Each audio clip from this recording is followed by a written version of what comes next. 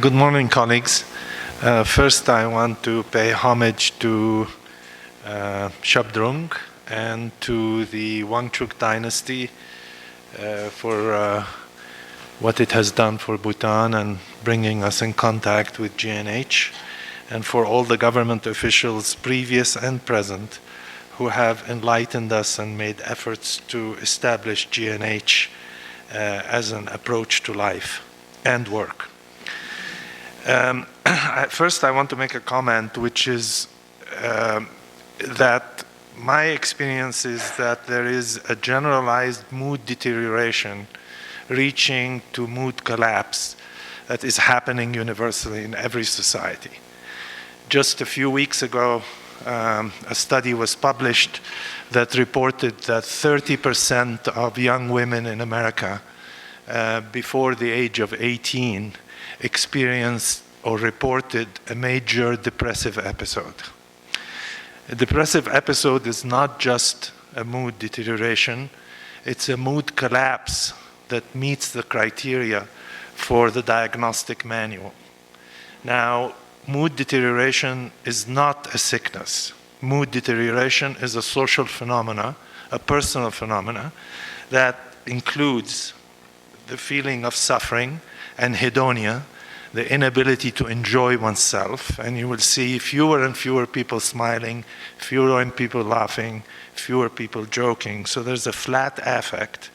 And then periods of nihilistic attitude, where nothing really means anything, I don't care about anything, I'm just, here to have a good time, and so on. And then distraction, where the person needs to distract themselves from their state of feeling through recreating situations of survival, threat to survival, either in their own life by climbing a mountain or doing something daring or driving the car too fast and taking curves. We see that kind of impulsive behavior as a way for the person to get themselves out of their feeling state. And another element of it is the inability to maintain personal intimacy. So intimacy now is compartmentalized into small snippets of experience where people come together for short periods of time to experience skin to skin, so to speak, which may or may not result in satisfying sex or intimacy, but it's transient. So there is not that kind of groundedness in the continuity of intimacy. And looking at mood supports, what are the mood supports that we know, that we are able to identify? For sure, we know that community supports individual mood, intimacy supports individual mood, creativity supports individual mood, closeness to nature supports mood, friendship supports mood, and most of all, spirituality. The practice of being in touch with our feelings and having the skills to process them and contextualize them and change them, which is really the biggest element of the Buddha Dharma that one benefits from, is that the internal landscape is open to one so that one can work in it. And one of the things I told the Minister of Education when I had a chance to talk to him a few days ago is that it's very important that we develop a curriculum for the children in schools from the beginning on how to handle the internal landscape, how to deal with anger, how to deal with frustration. Because when we leave them hostage to the feelings that they can't process and they can't deal with, they will resort to intoxication.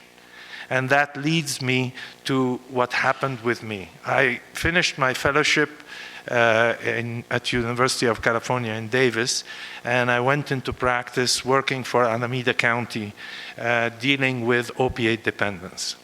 I walked into a clinic that was run by the civil service, and I found a totally alienated workforce that did not understand what their role was there. They saw themselves as enforcers of the consensus attitude, and they saw the patient as a sick, depraved, criminal type person that they were there to reform.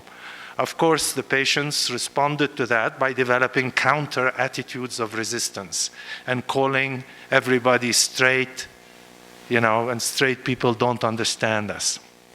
So the next thing I did was to try to analyze the language of the patient. And I found that the patient's language is an inverted language, in the sense that they say they're well when they've taken the drug. And we say they're sick when they've taken the drug. And then when they don't take the drug, they say they're sick, and we say they're well. So taking that as a fundamental point and going into every aspect of their life, you could see there's an inversion of priority and meaning. So the workforce, which is the subject of this discussion, did not really have a clear role. It was a command and control system. I want to remind you, this was 1976, way before any of this was there. And so I decided that the only way I was going to do anything about this is to penetrate the subject by studying the experience of the patient and the experience of the provider. So I developed a phenomenologic instrument by means of which I was able to interview the patients and to find out what their experience was, and I described some of it already to you. And then I moved to the counselors to try to figure out what their experience was. Basically, after doing that, I decided that it was impossible to reform that program. I went to the county and I said, the only way we can do something about this is for you to contract out the service and for us to form an NGO with an entirely new staff and start from scratch with that new staff. In the process of examining what the workers were experiencing very high stress, work avoidance, absenteeism, negative mood, and as others have said, alienation, generalized alienation. So I tried to break down what are the areas where people are experiencing the most difficulty. The first one I found was it's a 5-day week. People have children, people have concerns outside the clinic that they need to attend to during the week, and they're constantly torn between the two. So the first thing we did was make it a 4-day week. So everybody would have 1 day during the week where they can go and take care of their business. The next thing was pay. The pay was barely enough for people to survive. So the next thing we did was to try to increase the wages. When we looked at how to increase the wages, we decided that we had to get rid of middle management, all the supervisory staff. So we designed the program without supervisory staff, increased the salary, and laid the responsibility on the counselors themselves to be in charge of the clinic. Each counselor, as a staff of the day, be in charge of the clinic for that day, so they can experience all the elements of the clinic and respond to them, and in the process qualify themselves to be able to run a clinic in the future. We made the executive directorship of the clinic a rotating function. So an incoming executive director and an outgoing. So we always had 2 people. The person who was going to be executive director the second year was the understudy in the previous year, so they can be oriented to everything. And we place the power in the staff meeting, in the collective process. And just as an aside, we discovered that you cannot go above 10 or 11 people in a consensus process. You have to break it. If you have 30 people, you have to break it into 3 groups. But once it gets over 11 or 12, it's very difficult to have an informal system. The governance, we formed a board of directors that's a coalition between community members who are unrelated to the clinic. The staff got, 4 seats for the community, 3 seats for the staff, and 2 patients active in treatment. 1 former patient who has left the clinic having succeeded at what their goal was, and 1 who would be actively in the treatment at that point. The next thing was in looking at the structure of the treatment process. we decided that unless we empower the patient to be in charge of their own treatment and remove this disqualification and change it into confidence that the patient will do what they need to do to take care of themselves, they will request the services that they need.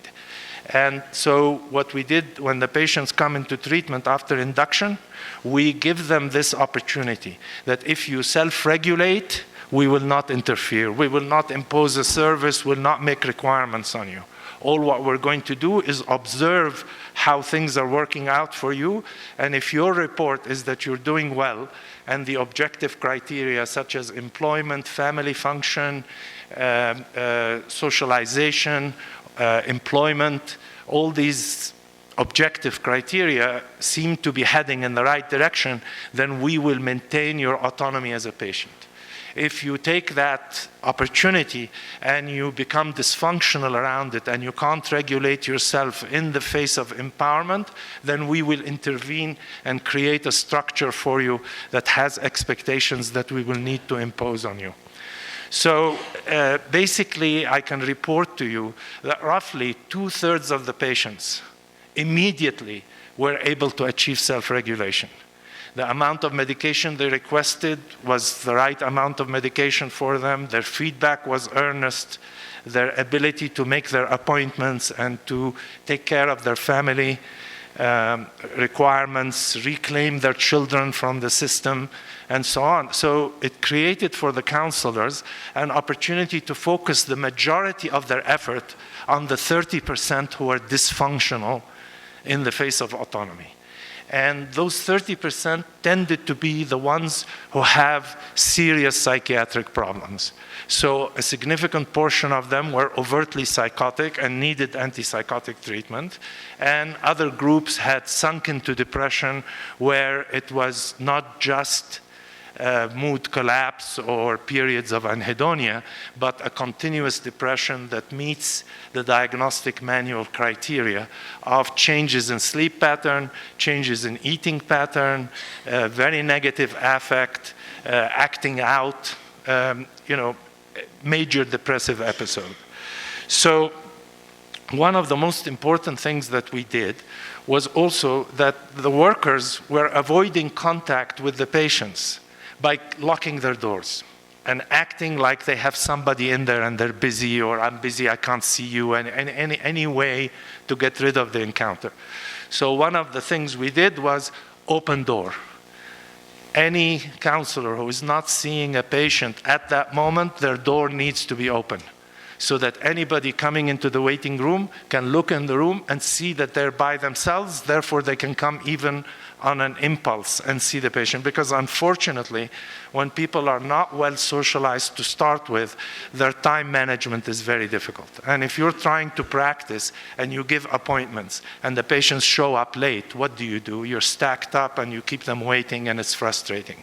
So one of the things that we had was the open door with an expectation that there will be a period of time in the day that the counselor will be uncommitted to other duties and open to receive any patient who comes. And I, as the medical director, as the physician, did the same thing because the patients could not keep their appointments. So I had 2 hours in each clinic every day where any patient who came in was seen in turn. And if I had a backup, I would set them up and manipulate the situation so they wouldn't have to wait too long. So the outcome of implementing the program this way was that we developed long waiting lists. The community of drug users has its own network of information. And the word went out on the street that this was a legitimate place where people are respected and where they can obtain good results. Therefore, our waiting list became very long, and other clinics had spaces that were going begging, which means that the person would prefer to continue to be strung out on the street with a $100 habit, running every day to get the money, to get the fix, to feel well, to go to work, or to at least function. And there's an open slot to treat them and relieve them, and they don't want it. They want to wait for that slot. So one of the things that happened was the system was very backed up, and the state fell into a financial crisis just by bad luck in that period. That was 1993. So in 1993, the legislature of California decided to defund the treatment for disabled people. And when I heard this, I was shocked. I could not believe that with all these freeways being built, all these opera houses, all this that's going on, disabled people would be left on the street without care. So I decided, as a naive immigrant to America, to sue the state. So I decided to be an active person and sue the state in federal court. As it turned out, the judge that we got was a scholar, a Talmudic scholar. And his level of consciousness was so high, he gave us summary judgment. He said, on the face of it, this is discrimination against disabled people. The disabled legislation had not happened in America yet. I'm sorry? Okay. So the result was that the state was compelled to present a plan that would accommodate every disabled person who is seeking treatment, and waiting lists were considered to be illegal. And then the judge came up with yet another ruling where he said, if somebody arrives with care who has money, and somebody arrives with care who doesn't have money, if you see the one with the money before you see the one without the money, even though that person came first, that on the face of it is discrimination. And that was new law, because you could find that hospitals had two entrances. An entrance for those who have money, and an entrance for those who don't have money. So the ones who don't have money were charity cases, and you only had a certain amount of charity that you could do, and so on. And the rich people would come in, or the ones who are able to afford it, would come in and immediately be seen. So it changed the system, and I invite you to look at the case. It's called Sobky v. Smoley. And if you put it through into a Google search, all the material will come up. So the next thing is, what is the approach that we need to have to deal with this deterioration, the generalized attitude of mood deterioration? The problem also is that the compartment between humans and drugs have opened. And now, the availability of drugs is an evolutionary stressor. Any person who cannot function in the presence of available drugs is going to be culled. And our job in the medical profession is to help those victims, or those people who are unable to function, knowing that they can walk down the street and buy any drug they can, to survive, to function in society. So I think what we need to do is to also be preparing the children now for a world in which all drugs are available to all people.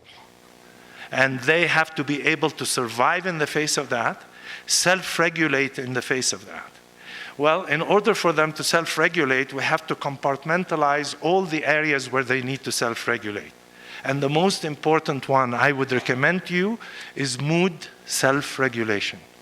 Mood self-regulation is what is leading, is the deficiency in mood self-regulation is what's leading to the alienation, the deterioration of mood, and the resorting to intoxication. Because the person experiences the intoxication as a source of help, not as a source of destruction. Obviously, when you raise the person's consciousness and you help them acquire skills where they can regulate their mood without the intoxication, then you are creating an opportunity of choice.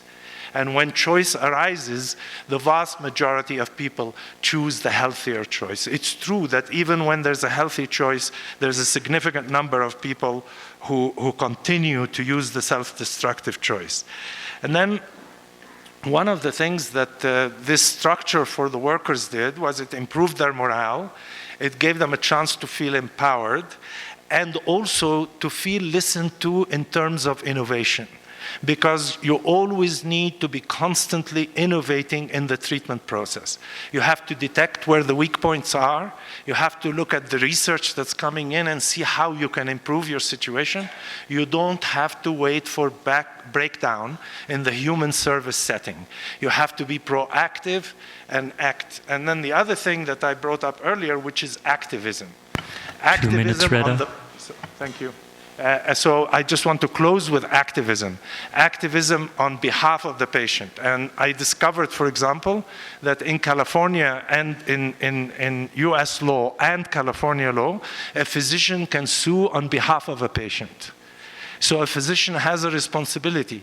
If they see that their patient is oppressed by the system or deprived of care by the system, it is their obligation to proceed and file suit against whatever the source of that difficulty is and this obstruction in order to secure the care for their patient that they need. So I want to leave you with this element of activism because it's very important. It's a game changer. And it's a satisfying thing for the professionals so they don't feel helpless. You're not turning away patients and going home feeling terrible about it. You can go and get a lawyer and go to the ACLU and get them to sue on your behalf as an NGO. Thank you so much.